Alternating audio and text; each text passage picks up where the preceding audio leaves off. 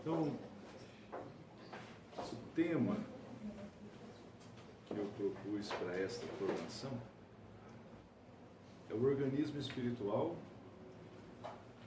e o desenvolvimento das virtudes. Eu trouxe para vocês, não sei se vocês conhecem, esta obra aqui do Tanqueray. Ela foi traduzida para o português nosso alguns anos atrás. E esse aqui, ele é um teólogo muito importante. Ele trata do tratado de... Em alguns lugares chama tratado de espiritualidade, outros lugares chamam de tratado de ascética e mística. Ele fez um compêndio, porque o termo compêndio ele já dá a entender uma espécie de resumo. E aqui ele traz para nós um resumo muito bem feito daquilo que é a tradição da igreja. E ele cita muito os santos padres, cita muito Santo Tomás de Aquino, e ele cita muito... Você precisa desbloquear seu iPhone. E cita muito o Magistério dos Papas. Então, ele é um livro católico, de um naipe muito profundo. Vejam só, então.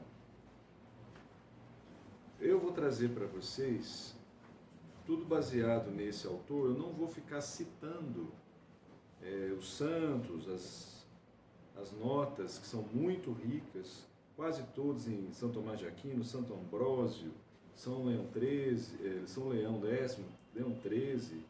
Então, nós vamos focar aqui no texto, porque vai render mais. Então, vejam só. Ele é do século XX. Ele é presente no nosso tempo. Eu não sei se ele é vivo, não. Acho que ele morreu. Eu não sei nada da vida dele, assim. Só sei que esta obra é muito importante. Padre Paulo Ricardo, muitas vezes, ele cita essa obra aqui. Padre Paulo Ricardo foi professor. Muitas vezes vocês vão ouvir o Padre Paulo, é praticamente o Tanqueray esmiuçado. Ele usa até as mesmas lógicas de pensamento. Então, assim, vocês verem que quanto é importante essa obra. Então, a primeira coisa é o organismo da vida cristã. Deixa eu ler para vocês, porque a gente ganha tempo. As três pessoas divinas que habitam no santuário da nossa alma alegram-se em enriquecê-la de dons sobrenaturais e comunicam-lhe uma vida semelhante à sua, que se chama vida da graça ou vida deiforme. O que significa isso? Quando nós somos batizados, toda a nossa alma ela é deiformada.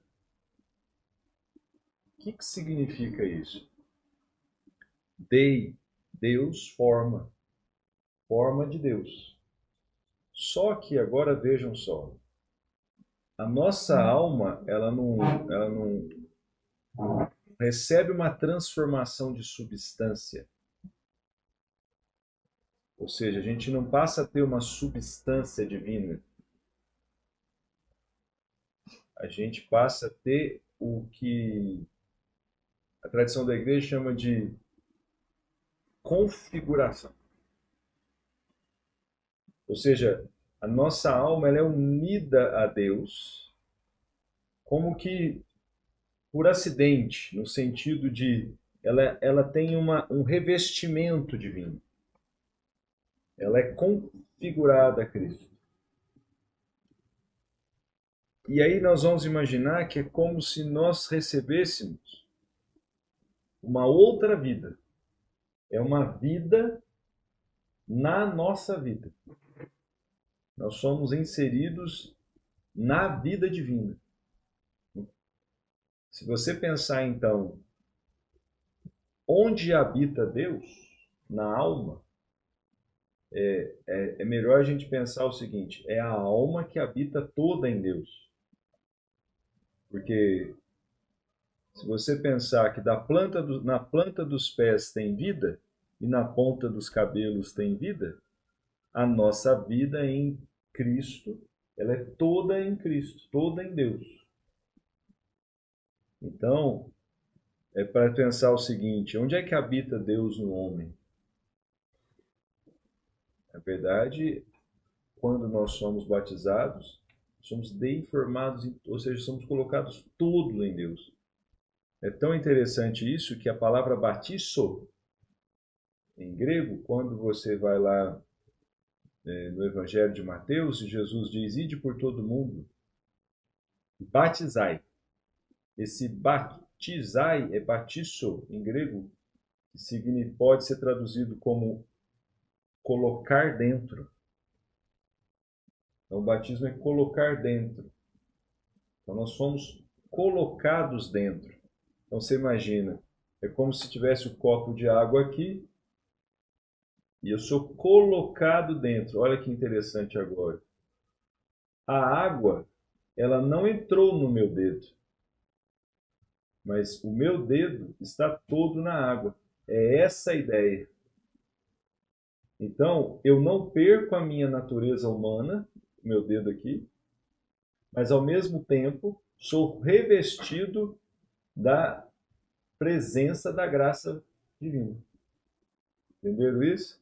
Agora, aqueles que forem para o céu,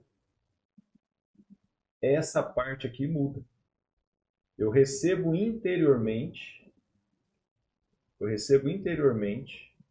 uma configuração tal que eu me torno partícipe da substância divina. É onde quem está no céu vê Deus tal como Deus é. Por enquanto, na terra, não importando o grau de santidade que uma pessoa alcança,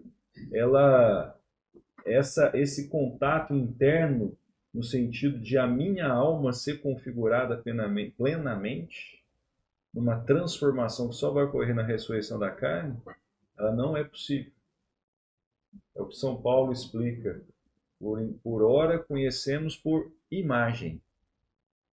Conhecemos de uma forma obscurecida, mas não quer dizer que não é real. A gente experimenta os efeitos da graça.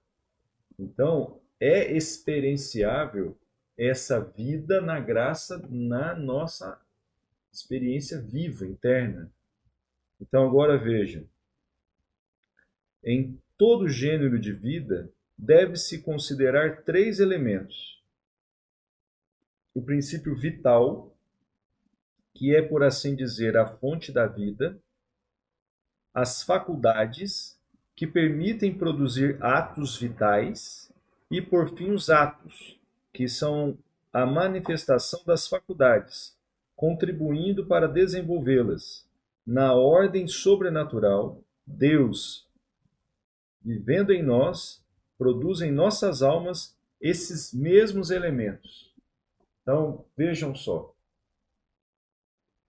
A gente experimenta os mesmos elementos da vida divina em nós, presentes na nossa própria natureza humana. Olha que coisa interessante. Então, por exemplo, o que torna o ser humano diferente dos animais? Nós temos uma alma racional. E o que compõe a alma racional? 2 dimensões distintas: inteligência e vontade. Então vejam, nós temos uma inteligência cognitiva que gera em nós, por exemplo, esses pensamentos automáticos que nós temos o tempo inteiro, capacidade de agora apreender o que eu estou dizendo, por exemplo, mas nós temos uma inteligência capaz de questionar o pensado. Então, eu tenho um pensamento qualquer agora, o copo está sobre a mesa. Eu posso pensar várias vezes sobre o próprio pensado. Por que o copo está na mesa? Agora, qual é a essência do copo? O animal jamais. Esse porquê e essa dimensão ontológica do que é chegar ao ser, o que é o copo, o animal jamais vai procurar saber o que é a essência, por exemplo, a dimensão metafísica que faz o copo ser visualizado independente da forma. A ideia copo, por exemplo. Então, essa inteligência nossa que nos permite pensar o pensado, ela manifesta no cérebro, mas a gente não encontra ela no cérebro. Eu, por exemplo, sou neuropsicólogo. Eu analiso as funções cognitivas do cérebro. Mas se você vai para por exemplo, se você vai participar de um processo de ressonância magnética funcional, você vai ali, por exemplo, ter um exame de neuroimagem e aí o analisador pede para você pense do lado esquerdo, vai aparecer do lado direito. Pense do lado direito, vai aparecer do lado esquerdo. Aí agora pense do lado direito e aparece do lado direito. O que a pessoa fez? Ela brincou com você. Ela desobedeceu para dizer o seguinte: a liberdade, ela não é encontrada no corpo, mas a ação da liberdade, ela se manifesta no corpo. Então, por exemplo, você intelige, mas aí você escolhe, aí pela vontade, essa vontade que ela é espiritual, ela aciona essa parte no cérebro. Então a gente não acha nem a liberdade, a gente não acha essa inteligência transcendental, a gente não acha essa vontade deliberada no cérebro, mas tudo se manifesta. Só que agora, então, veja, essas dimensões que são anímicas por excelência, eu digo por excelência porque elas perpassam funções além da dimensão animal nossa, né, além da dimensão da massa, na dimensão espiritual, quando a gente é batizado, a gente recebe esses atributos também. Só que esses atributos, aí é como se fosse assim, eu recebo a minha inteligência espiritual, ela recebe outros dons que fazem com que eu também tenha uma outra inteligência paralela à minha, que aí vem, é uma inteligência dada por Deus. Eu tenho uma vontade, a minha vontade por excelência, né, essa vontade mais profunda, a ela a gente recebe uma outra vontade, que é a vontade dada pelo Espírito Santo. Então, tudo aquilo que é próprio do organismo nosso, a gente recebe dons paralelos a todas as faculdades nossas. Quando a gente fala de faculdades aqui, são essas operações espirituais que nós temos. Quando a gente é imergido em Deus, pelo batismo, a gente literalmente se torna uma nova criatura, porque essa vida interior, a gente recebe. O pagão não tem isso. Entenderam isso? Então agora que interessante. Quando a gente é batizado, olha o que acontece primeiramente. Primeiramente, nos comunica a graça habitual, que desempenha a função de princípio vital sobrenatural. Ela diviniza, podemos dizer, a própria substância da nossa alma, dispondo-a, ainda que remotamente, para a visão beatífica e para os seus atos preparatórios. O que significa isso? Quando a gente é batizado, a gente se torna divinizado. Isso aqui que é a graça habitual. A graça habitual é uma graça que nos permite crescer numa visão beatífica. O que significa isso? Numa vida de comunhão com Deus cada vez mais crescente. E os atos de amor a Deus verdadeiro, nós, por a nossa natureza humana, nós não somos capazes de amar Deus como Deus deve ser amado. Mas a graça habitual em nós nos leva a fazer isso de uma forma automática. Então, o amor divino em nós, ele só ocorre pela própria presença divina em nós. Então, veja, por exemplo, o nosso organismo, ele se manifesta com força. Levanta o copo, sou capaz de fazer inúmeros atos. A palavra virtude, ela vem de força. Virtus em latim, vem de força. Então, todas as obras de atos que eu tenho são obras de força devido à alma que eu tenho.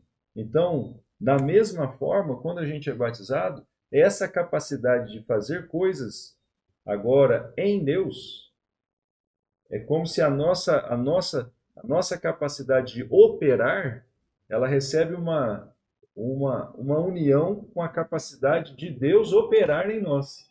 Por isso que se chama organismo espiritual. Aí agora veja só. Dessa graça decorrem as virtudes infusas e os dons do Espírito Santo, que aperfeiçoam as nossas faculdades e nos dão o poder imediato de praticar atos deiformes, sobrenaturais e meritórios.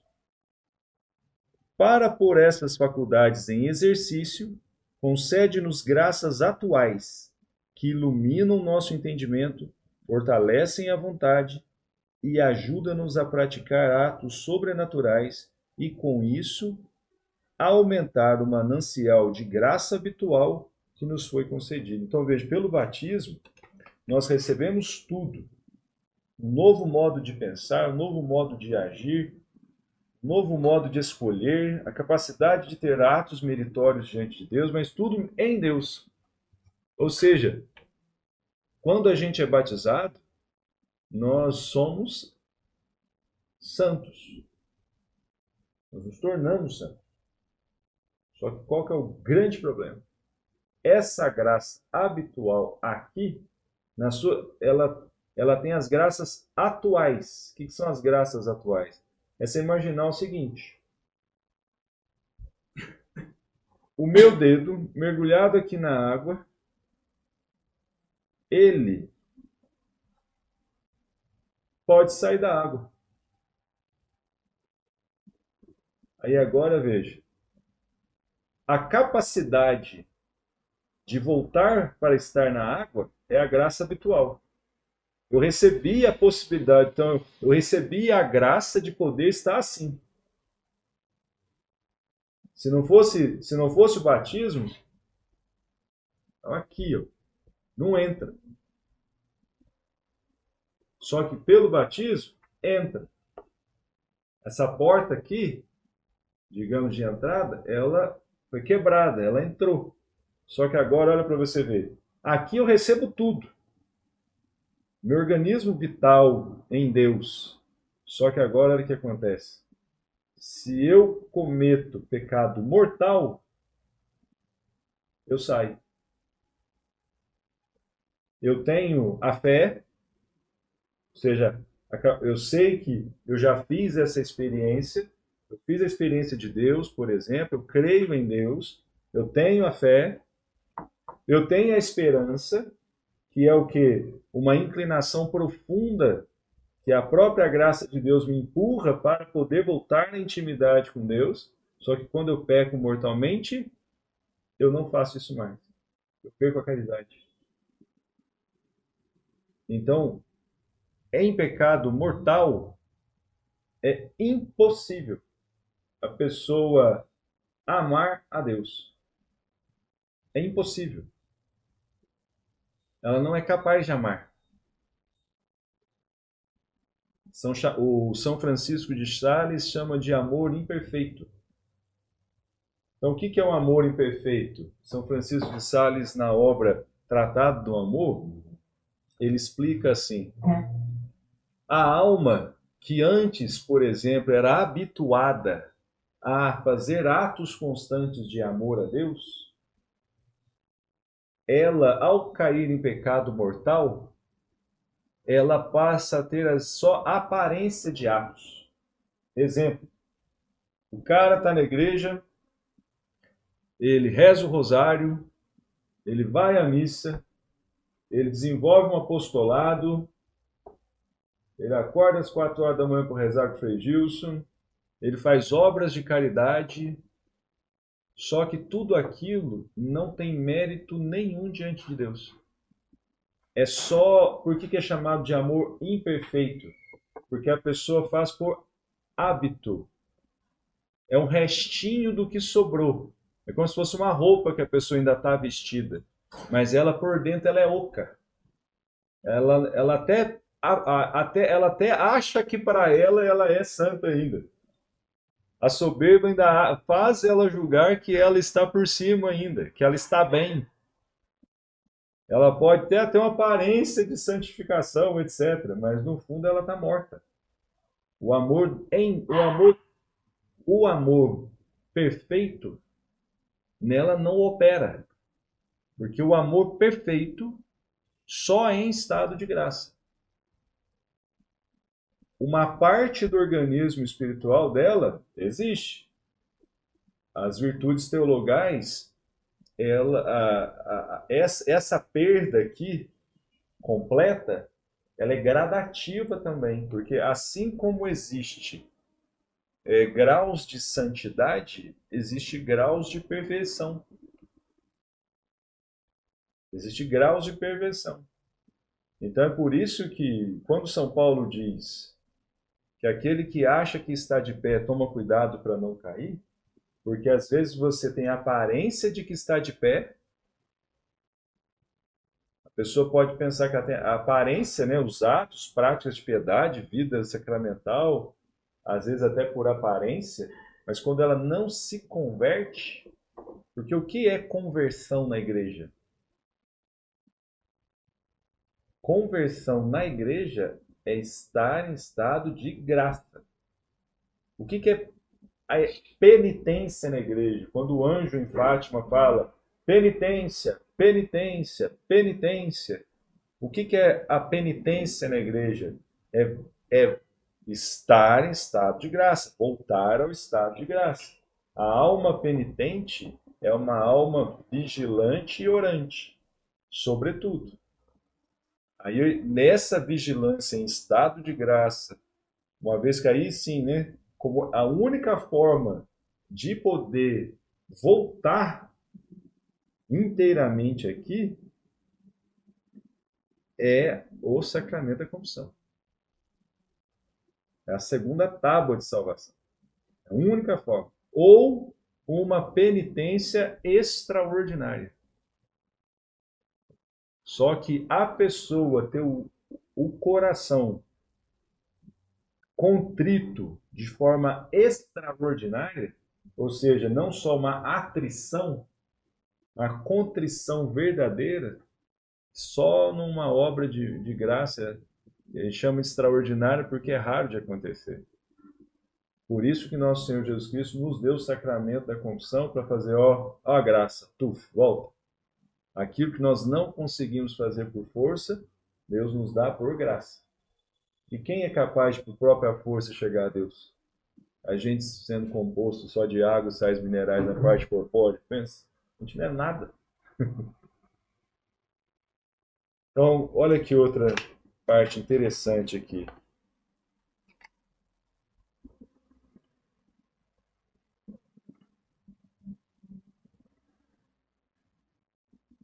Por isso que o sacramento também é chamado de sacramento da penitência. Né? É isso mesmo. Isso é chamado de sacramento da penitência, que retomo, né, a penitência de quebrar o meu orgulho para voltar. Então, olha só, a união entre a nossa alma e Deus. Do que foi exposto sobre a habitação da Santíssima Trindade em nossa alma, eu estou avançando agora em outros parágrafos, conclui-se que entre nós e o hóspede divino há uma união moral, muito íntima e santificante. Mas não haverá algo a mais, algo de físico nesta união? As comparações utilizadas pelos santos padres parecem indicar que sim. Muitos deles dizem que a união de Deus com a alma assemelha-se à da alma com o corpo. Santo Agostinho afirma: há duas vidas em nós, a vida do corpo e da alma. A vida do corpo é a alma, a vida da alma é Deus. Evidentemente que se trata somente de analogias, mas veremos a verdade que elas encerram. A união entre o corpo e a alma é substancial, de tal modo que forma uma única e mesma natureza, uma única e mesma pessoa. Porém, o mesmo não ocorre na união entre a nossa alma e Deus.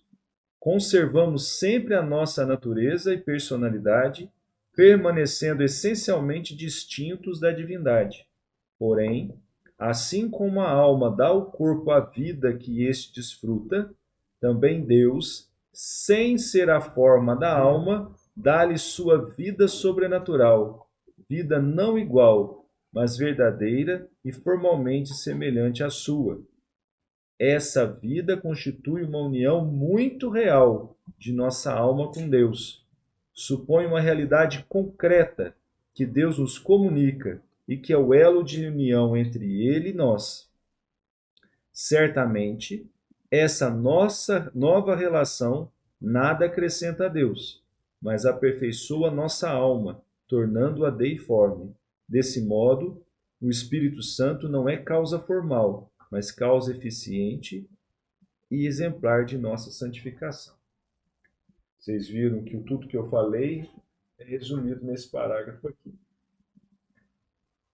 Agora, então, veja.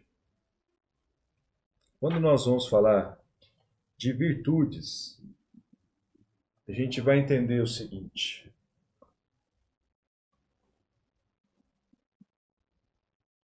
A gente que é católico, nós cremos na santidade. Os protestantes não. A santificação, ela é o quê? É aquela possibilidade de, pela graça de Deus, gradativamente, eu experienciar nesta vida, esta vida divina em mim, tomando posse de mim, a tal ponto de, sem deixar quem sou, na minha personalidade, ver em mim, em todas as minhas faculdades, o Espírito Santo agindo. Então, de tal modo, nós somos unidos a Deus, que apesar de nós termos uma união na nossa alma com Deus, numa dimensão muito pequena comparado àquilo que será a eternidade, essa dimensão ela é real. Então, o que acontece? Quanto maior a união da alma com Deus, nesse processo dela corresponder à graça da união recebida, mais ela vai se tornando uma alma dócil, a tal ponto de ser configurada como o ferro é configurado ao fogo quando o ferro é colocado no fogo. Exemplo, se eu pego uma barra de ferro e coloco aqui no fogo, gradativamente, o que acontece com o ferro?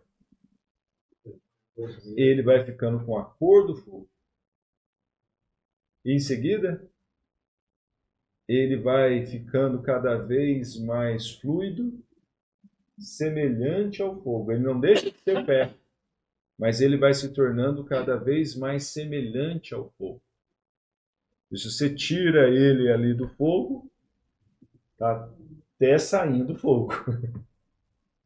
E é assim que a alma nossa, pela graça habitual, ela vai à medida que a gente vai correspondendo à graça, o corresponder à graça é ver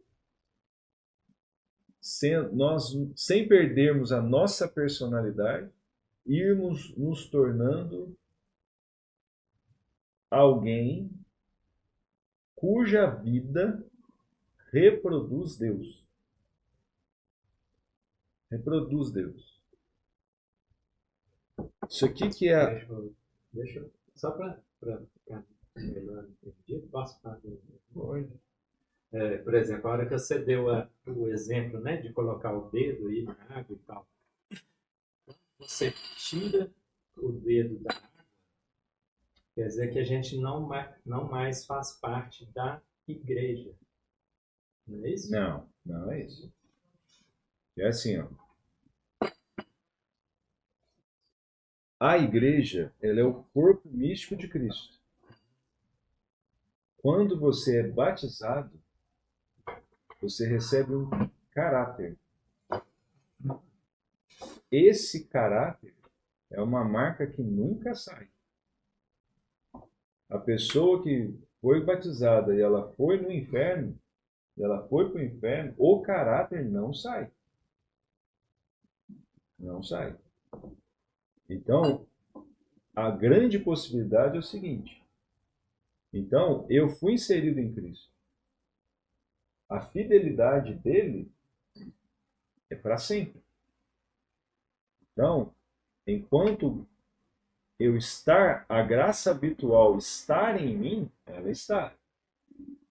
É por isso que, para eu, por exemplo, se eu cometo pecado mortal, isso aqui foi um exemplo para dizer o seguinte. É porque é difícil pensar no copo, que eu quis mostrar para vocês no copo a questão de que a gente não se infunde em Deus. Porque a gente não é um panteísmo, cada um é um Deus. Não, a gente não se funde em Deus. Mas a gente é ligado a Deus. É essa a ideia, estou ligado a Deus. Aí agora o que acontece?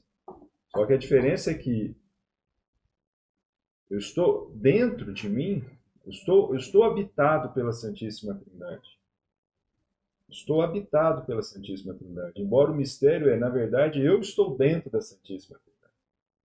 Eu estou habitado pela Santíssima Trindade. Quando eu cometo um pecado mortal,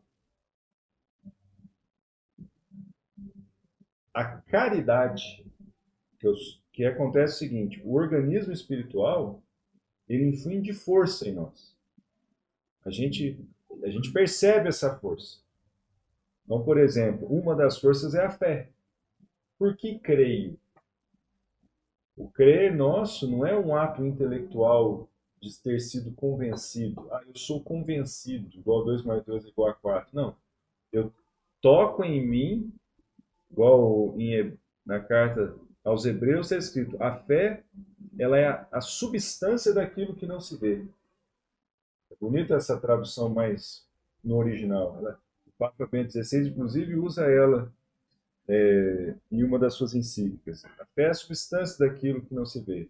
Então, você percebe em si aquela ligação que fala assim, eu creio em Deus, eu creio na Santa Igreja Católica, eu creio. Esse creio aqui, ele é uma força. A esperança, mesma coisa. Creio na vida eterna. Creio que de onde há de vir julgar os vivos e os mortos. Creio no inferno. Há um juízo final. Eu creio. Tenho essa esperança. Agora, o que acontece? Eu tenho então a fé, eu tenho a esperança, que é uma força que inclusive me leva a crer na vida eterna, me leva a esperar a vida eterna. E eu percebo também que eu não sou capaz de amar a Deus e de fazer atos de amor a Deus se também não for por graça. Como é que você se dobra diante do Santíssimo Sacramento com um coração sincero, se não for pela graça de Deus? Porque é preciso que eu creia que aqui não é só um pão, e é preciso que eu também tenha uma dimensão de força em mim na qual eu me levo a me dobrar para fazer aquele ato de amor a Deus. Agora, sem a graça de Deus, eu não me dobro a Eucaristia. Deixa eu só finalizar. Aí o que acontece então? Quando eu cometo pecado mortal, eu perco a força, que não é minha, de amar a Deus. Só que então, olha a diferença. Eu estou em pecado mortal. Está o Santíssimo Sacramento ali. Eu continuo me dobrando. Só que agora, o que eu faço é impulsionado pelo amor imperfeito. Eu continuo fazendo por hábito, mas aqui não sou movido por Deus. Eu posso fazer qualquer obra de piedade ou de caridade, mas enquanto eu não saio do pecado mortal, enquanto eu não me arrependo verdadeiramente, e sobretudo se eu não me confesso, eu não sou ligado para que aquele ato em mim seja um ato perfeito. O que é um ato perfeito? É um ato onde é Deus que faz através de mim. É por isso que ninguém se torna santo por sua força. A gente só se torna santo por meio da graça de Deus em nós. É por isso que a pessoa que ela de alguma forma se abre exceções em determinados pecados, ela pensa que ela é justa, mas na verdade ela é oca. Porque não, isso aqui é fato. Em pecado mortal ninguém ama a Deus. E ninguém ama de verdade ninguém. É só aparência de amor, entendeu? E assim até mesmo o pecado venial. O amor ele vai crescendo à medida que a pessoa, essa operação de Deus em nós, ela vai crescendo à medida que a pessoa vai avançando até mesmo em crescer e não cometer nem pecados veniais.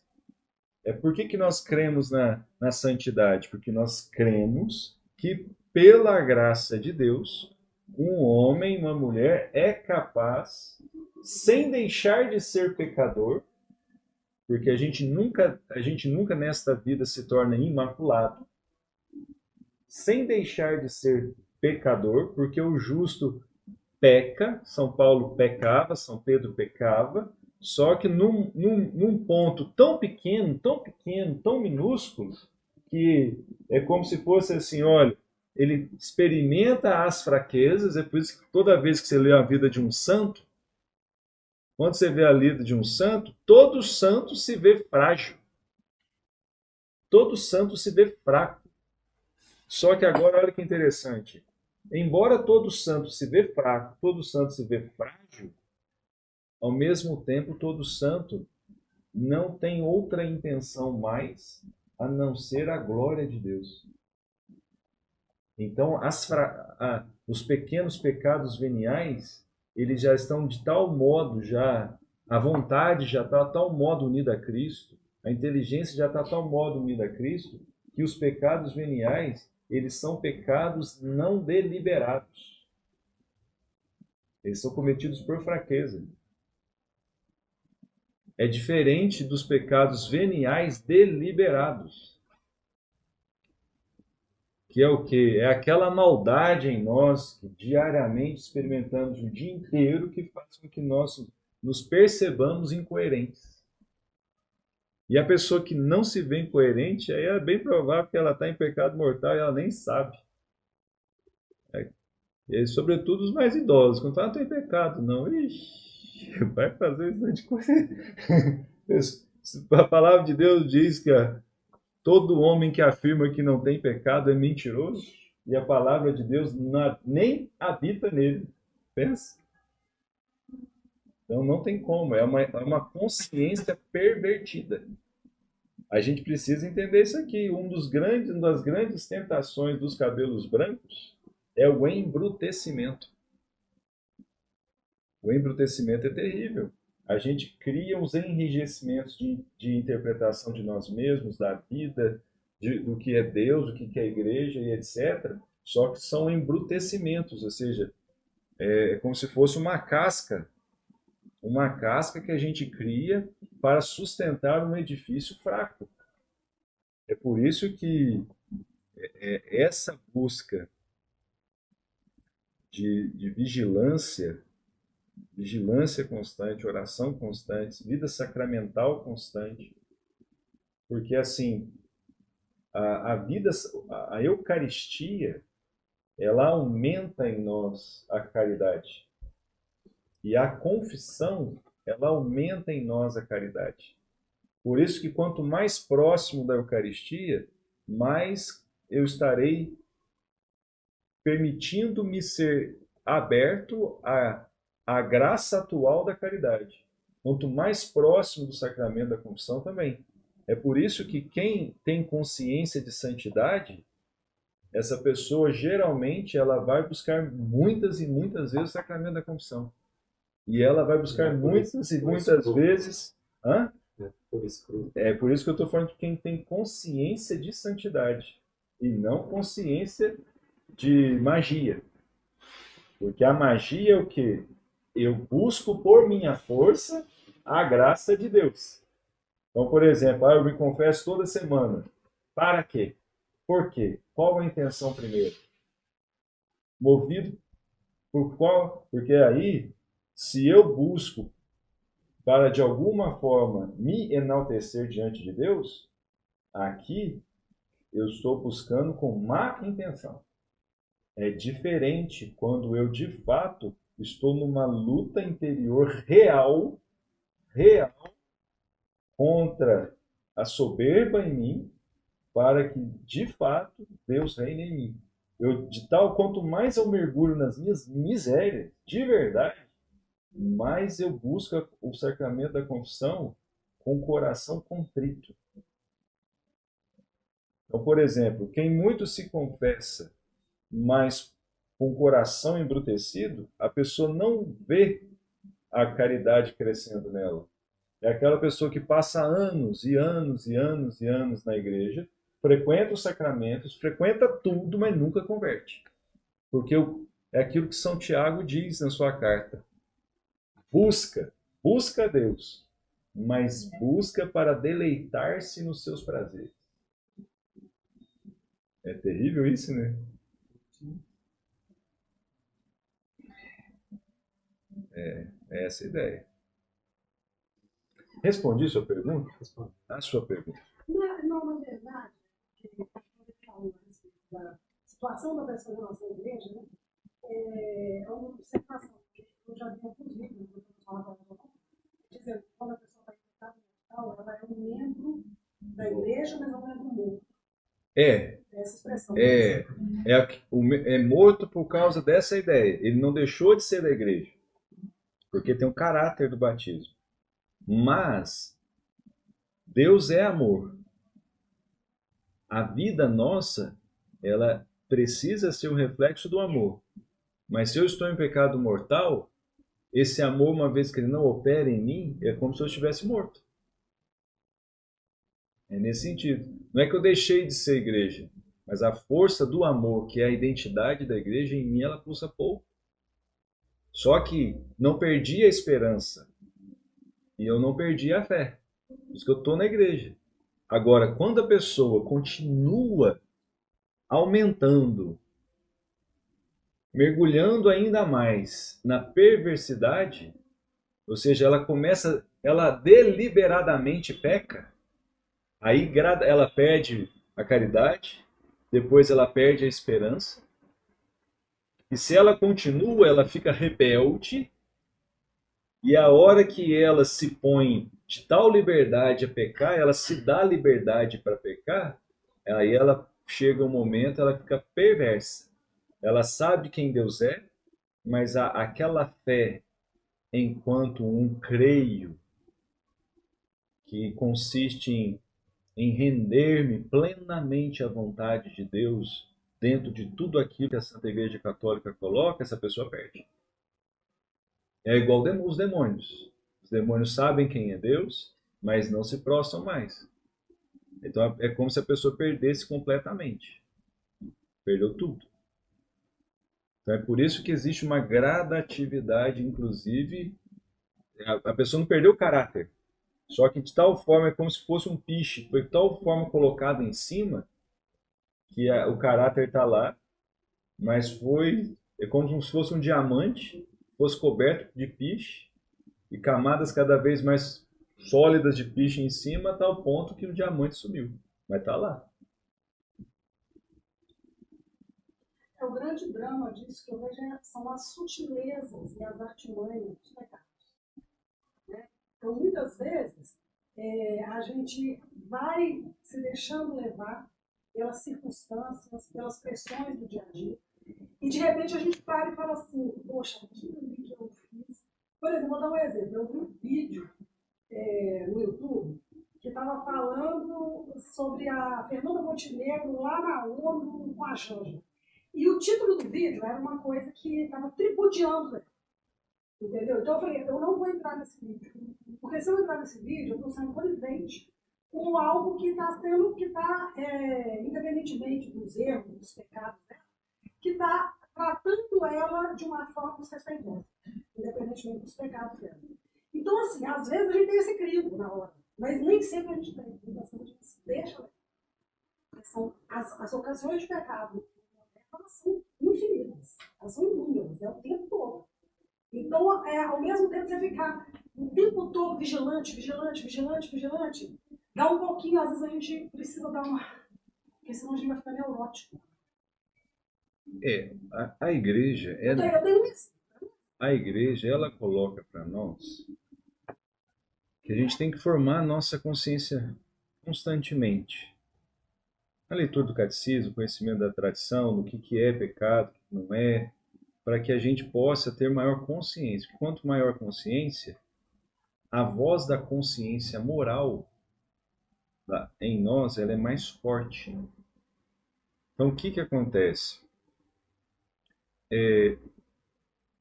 A consciência, quanto mais ela é aperfeiçoada, a pessoa, ela sente dentro dela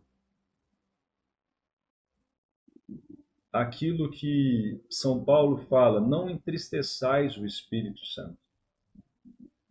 Porque, vejam só, do ponto de vista somente humano, quando você vai tomar uma decisão insegura, você sente a dúvida. Te dá tristeza, te dá angústia. Quando a gente é preso a algum apego, que a gente sabe que a gente não deve fazer e está fazendo, e gera aquele incômodo profundo, a autoconsciência ela diz para nós, olha, para que você está fazendo isso com você? Isso aqui é errado. Você percebe a crise. Aí você olha a crise e fala, mas eu sinto lá dentro de mim que eu tenho que parar com isso. Mas ao mesmo tempo isso aqui me dá prazer, isso aqui é bom para mim. Aí eu não quero soltar, mas eu fico ali com a crise. Então, o pecado mortal, ele tem uma proporção interna extremamente palpável. A pessoa, para cometer um pecado mortal, sobretudo nos inícios, ela tem que fazer uma violência com ela para poder fazer aquele ato. E essa violência é tal que quando ela faz, ela percebe os efeitos, ela sente culpa. Aí ela sente a culpa. Depois que ela sente a culpa, ela começa, pelo próprio efeito do pecado, a fazer um processo interno de justificar-se naquilo, para que de alguma forma ela não se sinta mais culpada. Aí chega um momento que a culpa desaparece, mas lá dentro dela, ela sente que é como se a vida de verdade tivesse desaparecido. Ela fica meio que se achando por fora, porque agora ela quer até justificar para as pessoas, que as pessoas, ela quer criar alguma teoria por fora para justificar o que ela faz, etc., que não é bem assim que os outros pensam, aquilo que ela pensa que é o correto, mas lá dentro dela ela sabe que é como se existisse um desânimo, é como se existisse uma penumbra interna, como se ela não tivesse vida interior. Mas aí ela quer continuar apegada a algum tipo de benefício que o prazer dá. Então, por isso que quando o Catecismo da Igreja Nossa fala sobre o pecado mortal, ele dá 3 bases. A gente tem consciência, então a gente tem esse movimento, inclusive, da consciência, que mostra para nós que eu tenho que fazer uma força. Eu tenho consciência, então, que tal coisa é errado. Tá claro dentro de mim o mandamento. Eu quero, ou seja, eu vejo dentro de mim um bloqueio, mas mesmo assim eu quero, e aí eu faço. Ou seja, eu faço corte dentro de mim. Então, o pecado mortal é quando a pessoa ela vai se habituando nele. Essa percepção inicial aqui da culpa e etc. vai desaparecendo. Esse refinamento aqui ele vai desaparecendo. A pessoa escolheu isso aqui e vai continuando, vai se tornando automático. Aí ela, cada vez mais a consciência vai ficando embotada e essa força, aquela violência, ela agora ela faz agora não sente culpada mais. Agora não, agora ela vai indo. Então assim, Mas tem situações práticas que são muito maravilhosas. Por exemplo, mais uma. Você chega na cidade, tem cada esquina tem uma pessoa pedindo esmola. o que eu tô Aí quando você não dá esmola, fica assim. Nossa, mas será que eu devia te pegar? O que eu estou querendo dizer, diante do tema da pregação de hoje, que eu ia entrar nas virtudes, para poder falar sobre isso aqui. Mas agora nosso tempo já se encerrou, não vai dar para a gente chegar lá. Então, assim, então, quer fazer um comentário? Pode fazer. Porque o livro do Tanqueray ele é muito pesado mesmo, assim, porque no início ele faz uma cronologia das escolas, né? Depois ele divide tipo, o livro em 3 partes, aí ele não compreende num só. Até o original lá, a versão em francês, ele tem até alguns esquemas assim, mais visuais para você conseguir visualizar melhor essa questão das condições do pecado mortal, quando que o pecado é deliberado, não é deliberado. E até tem uma dureza nas palavras, por exemplo, no final do livro 3, ele fala que se você estiver lendo essa parte do livro e você não tiver em estado de graça, você tem mais esse livro de nada. É difícil entender. Então, Isso. isso aí tem que ler com calma mesmo, devagarzinho, discutir tudo. Porque uma coisa é fato, gente.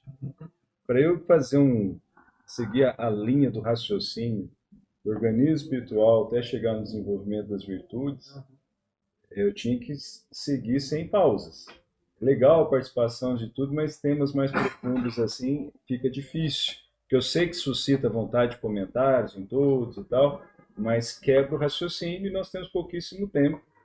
Então, nós, pelo menos nessa colocação de hoje, foi possível a gente colocar a questão do organismo espiritual. Espero que tenha ajudado vocês. Essas perguntas são ótimas porque em si gera tantas coisas, né? Tantos temas paralelos que são importantes também. Mas muito obrigado por ter me convidado. Até uma próxima, se Deus quiser.